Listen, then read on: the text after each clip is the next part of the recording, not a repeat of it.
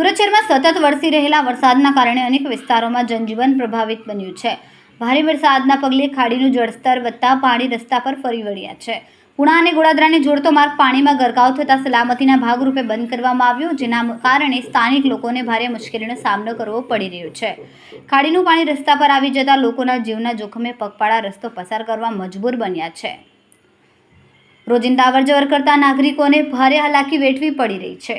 राजेंद्र जैन राजेंद्र भाई कई जगह રહેવાનું શું સમસ્યા છે? રહેવાનું વ્રજભૂમિ સોસાયટીમાં છે। સમસ્યા પાણીની મોટા ભાગે છે। અઠવાડિયામાં 3 વાર પાણી આવી ગયું, 2 થી 3 વખત, ને બાકી સમસ્યા તો છે જ અમે પાણીની। પ્રશાસન દ્વારા કેવી સહાય કરવામાં આવી? પ્રશાસન દ્વારા કોઈ સહાયમાં કંઈ નથી। એક ટ્રેક્ટર છે ખાલી આવર જવર માટે, બાકી કોઈ સહાયતા નથી।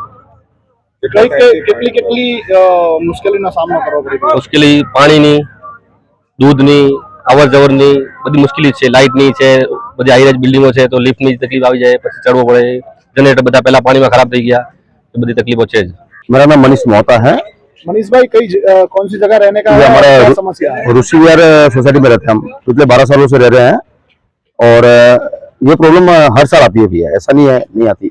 सॉल्यूशन भी हुआ है बट इसका कोई मतलब पर्सनल रीजन सॉल्यूशन आया नहीं है। अच्छा, कितना पानी भरा हुआ? पानी ज्यादा है सर, कमर जितना है।